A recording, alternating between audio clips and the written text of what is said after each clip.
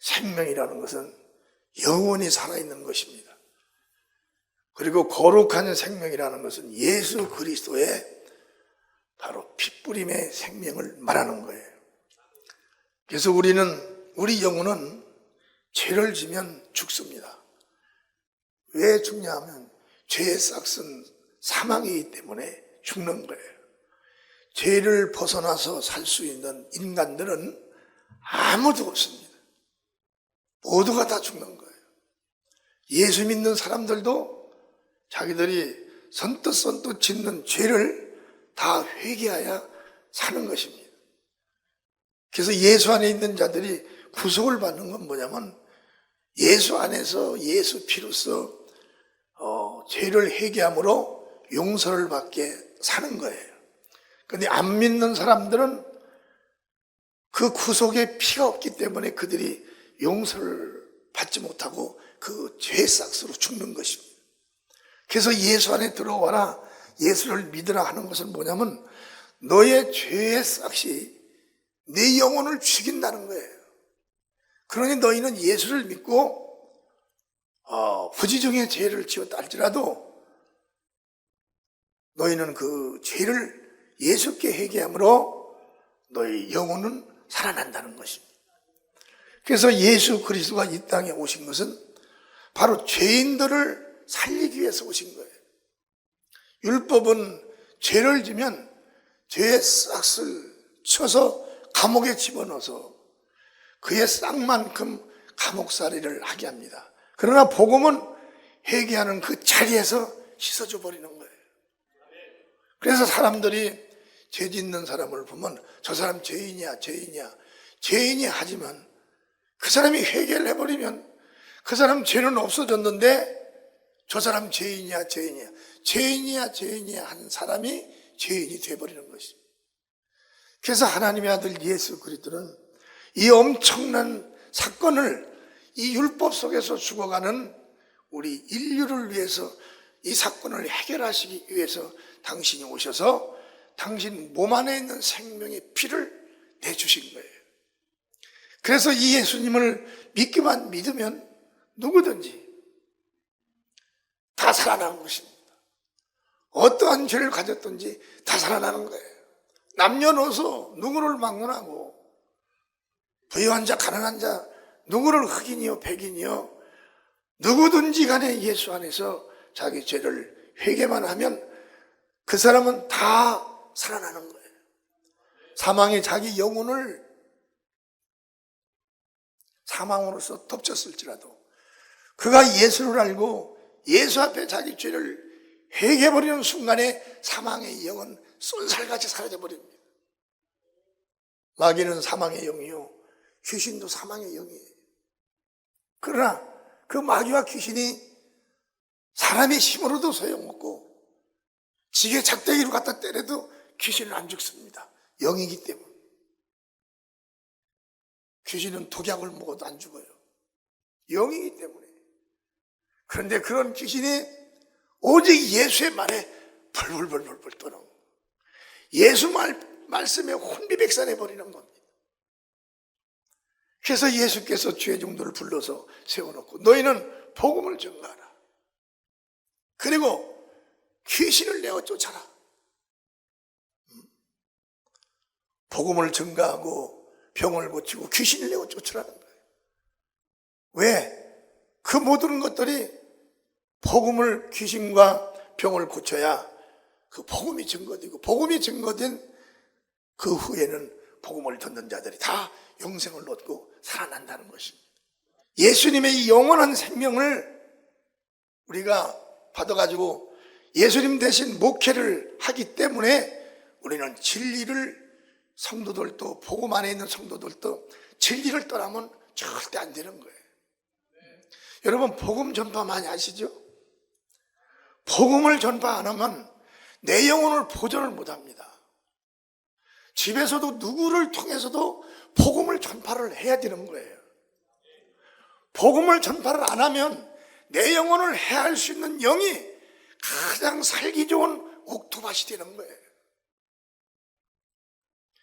예수 믿는 다른 사람도 마찬가지. 믿음은 마음으로 고백하는 게 아니에요. 믿음은 입으로 시인하여 믿음을 고백하는 겁니다. 할렐루야. 그래서 우리 일주일에 한 번씩 듣고 설교를 또 멀리 듣는 분들은 한 달에 한 번씩 듣는데 그거 가지고는 어려운 거예요. 그걸로는 우리가 힘을 얻지 못합니다. 왜? 잊어먹으니까 못하는 거예요. 잊어버리니까. 나는 매일 기도하고 거의 다 설교를 2, 3일마다 한 번씩 합니다. 기도를 하고. 왜? 복음을 내 영혼이 떠날 수 없도록 만드는 거예요. 우리 영혼은 복음을 떠납니다. 기도를 안 하면 복음을 못 잡아요.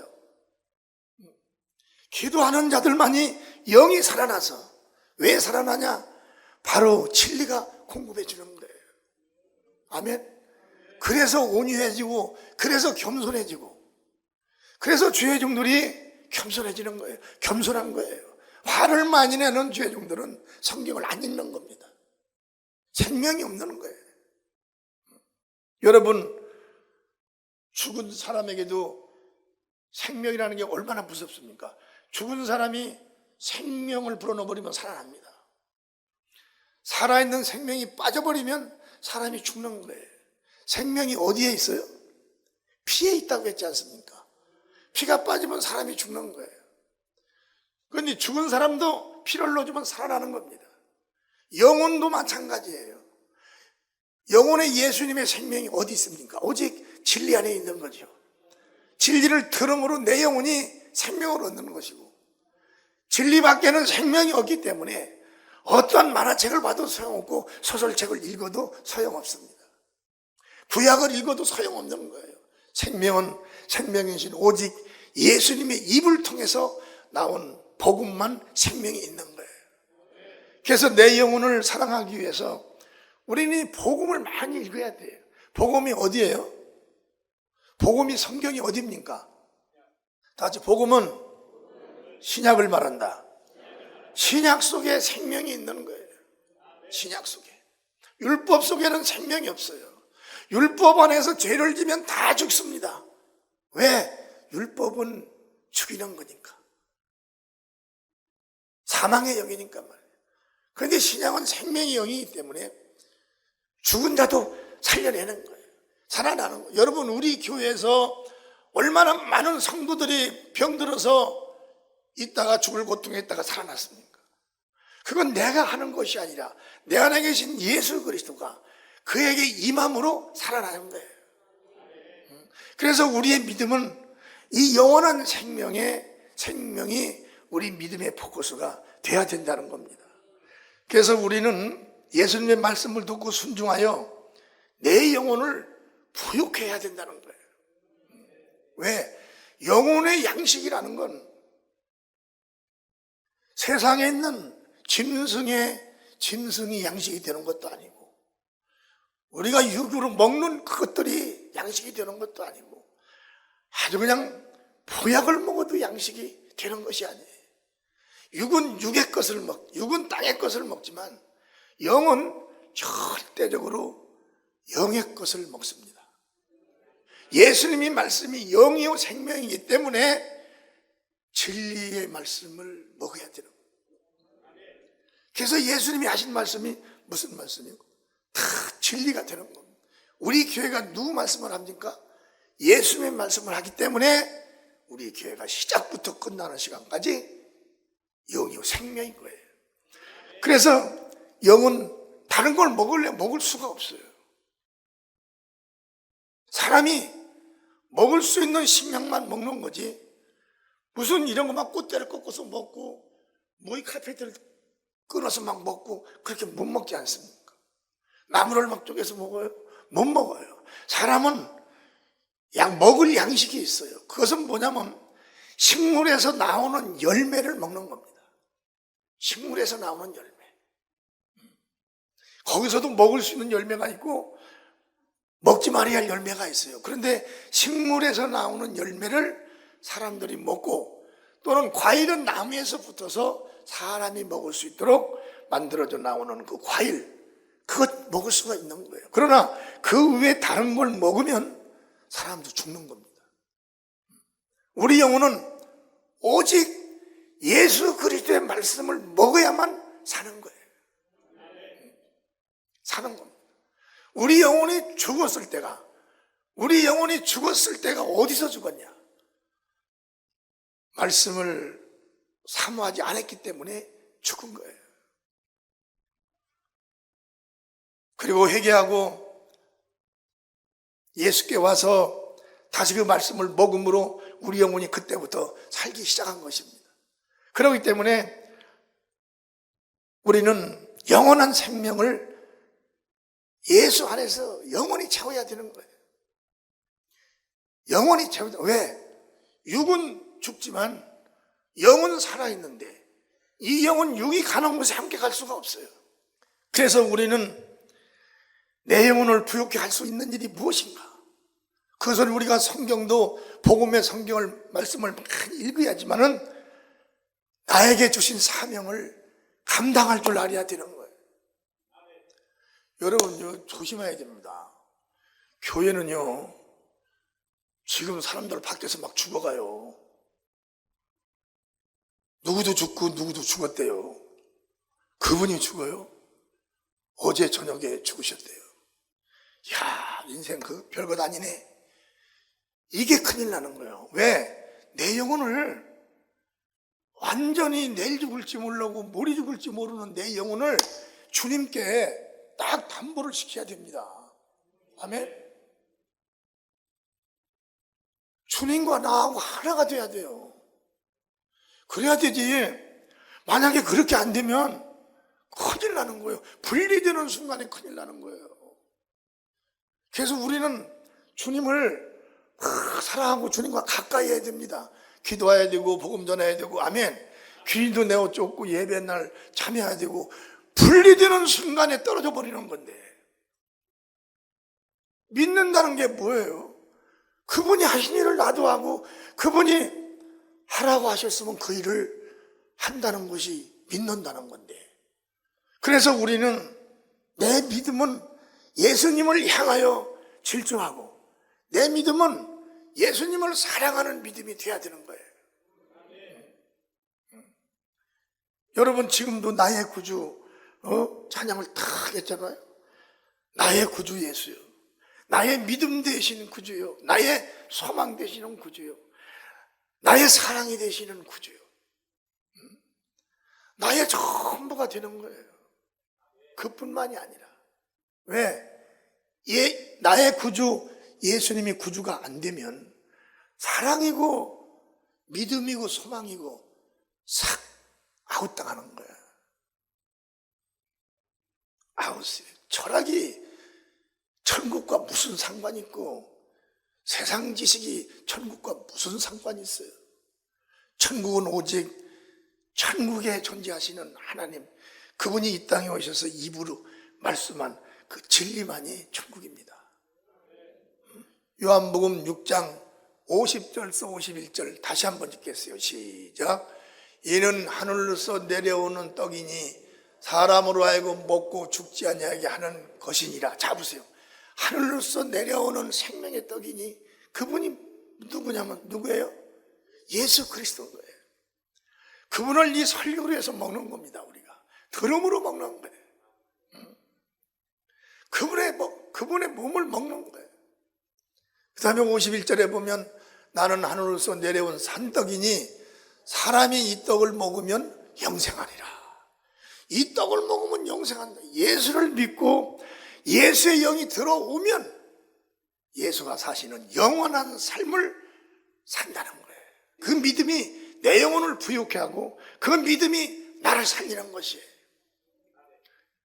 사나이의 믿음이 안 되면 이리저리 흔들리게 되고, 이리저리 흔들리면 이것도 안 되고 저것도 안 되고 다 안 되는 거예요. 그러면 영혼의 때에 어떻게 할 거예요? 이 세상의 삶은 그렇게 그냥 살았다 할지라도 영원한 세계에는 어떻게 할 거냐. 영원이라는 건 뭐냐면 안 죽는다는 겁니다.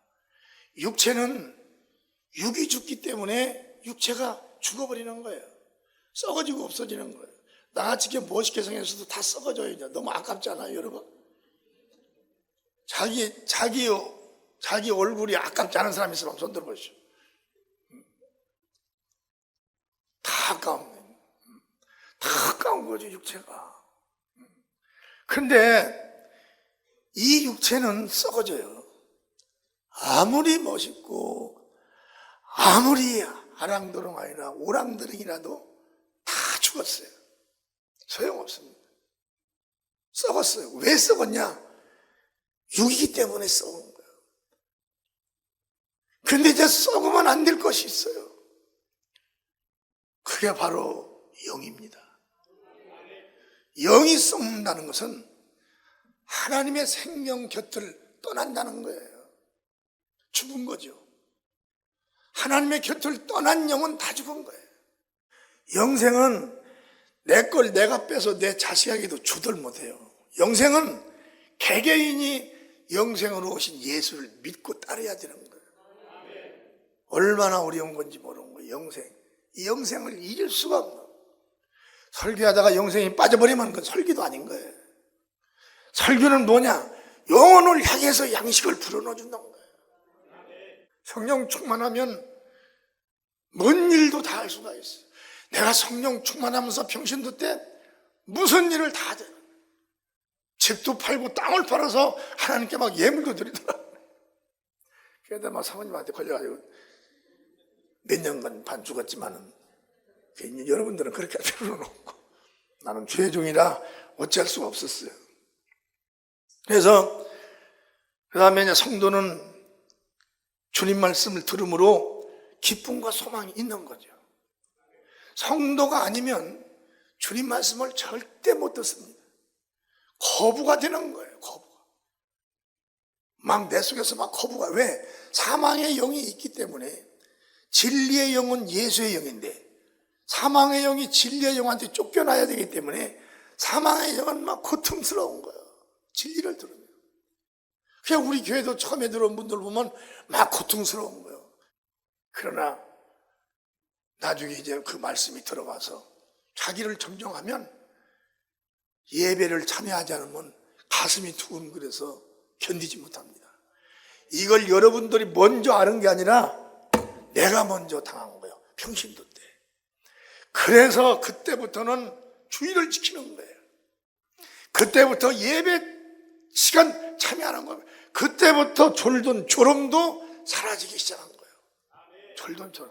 그때부터 말씀이 들어오기 시작을 했는데 이렇게 365일 설교를 해도 그 복음이 다 나오지를 못해.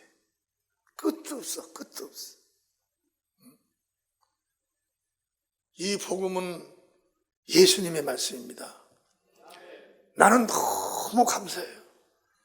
지금 구약서부터 신약에 이르기까지 전체가 구약은 예수님이 오신다고 선지자들이 와서 다 증거를 했고 신약은 예수님이 오셔서 말씀하신 그 후로 제자들이 다 이게 예수님 말씀이라고 그러는 거예요. 구약 설교 이미 예수님이 오신다고 한 지나간 설교 할 필요 없고 제자들이 와서 한 그 설교 주님께서 하신 그 설교 바로 그 진리는 지금도 살아서 운동력이 있는 거예요. 구약은 하나의 예언서에 불과한 겁니다. 예언서는 영생이 없어요. 오직 예수로부터 영생이 시작된 거기 때문에. 아멘. 그러니까 얼마나 감사해요. 성경을 알고 보니까 내가 하는 이 일이 너무 감사한 거예요. 구약도 있고 신약도 있고 예수가 말씀하는 말씀도 있고 하는데 그 말씀만 하니까 너무 감사한 거 아니에요. 우리는 예수 말씀을 들으니 또한 너무 감사한 거죠.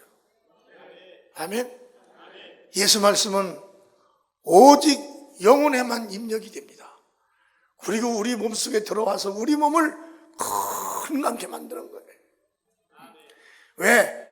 하나님의 자녀로서 살아가는 동안에 손색이 없도록 병이 들어왔다가도 병이 더 이상 진행을 못하도록 말씀이 쫙 들어가서 병을 다 내고 쫓아버리고. 아멘. 힘이 없이 막 만드는 힘없는 것도 다 병적인 것입니다. 힘이 없어지면 그 말씀을 들으면 그 힘이 몸속에서 막 그 말씀이 움직여서 그 힘없는 몸도 힘이 있게 하는 거예요. 저는요, 설교를 하러 올라올 때 힘이 쏙 빠질 때가 많아요. 쏙 빠졌을 때가. 오늘은 쏙 빠지지 안 하고 조금 남았는데 쏙 빠질 때 어떻게 하지? 그러니까 여기 뒤에서 막 기도하는 거예요. 주님, 설교할 때만이라도 힘을 좀 주세요. 그러면 처음에 시작하면 그때부터 힘이 올라와요. 올라와서 끝날 때쯤 되면 옛날에 먹은 것처럼 나와요. 가다 끝나고 내려가면 또 푹. 그러니까 하나님은 힘도 바라시는 분이요, 하나님은 능력도 바라시지만 힘도 그때그때 바라시는 분이에요. 그런 하나님은 우리는 믿고 있는 거예요. 그러니까 그 하나님의 말씀을 들으면서 우리가 또한 담대해지는 것입니다. 요한일서 5장 14절 한번 다시 한번 14절 시작.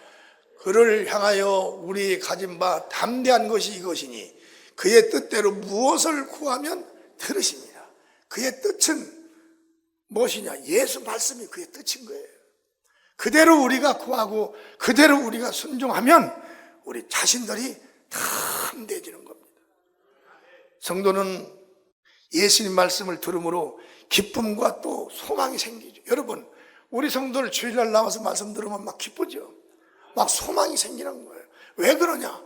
예수의 말씀 진리이기 때문에 그런 거예요. 진리는 생명이요, 생명 안에는 기쁨이 있고 소망이 있는 것입니다. 그래서 그 진리를 들으면 막 기뻐지는 거예요. 아픈 사람들도, 막 심란한 사람들도, 귀신 들린 사람들도 와서 귀만 열어놓고 앉아서 그냥 들으면 끝나게 되면 싹 올 때하고 갈 때가 다 완전 360% 다 여러분 달라져 가는 겁니다. 그래서 우리는 이제 마지막으로 성도는 또한 예수님을 증거함으로 담대함을 또한 얻는 것이다. 성도가 담대해지는, 여러분, 담대해지는 것이 뭐냐면 그냥 마음만 담대해지는 것이 아니라 그 담대할 때 예수님의 말씀이 내 안에 들어와서 담대해지기 때문에 내 속에 있는 귀신도 떠나가는 거예요. 그 담대함이. 예수로 인하여 담대함을 얻으면 내 속에 있는 귀신도 떠나간다 이거예요. 담대함을 얻으면. 왜? 담대함을 얻는 순간에 우리 속에 막 기쁨이 임하게 되는, 임하고 또 막 소망이 생기는 거예요.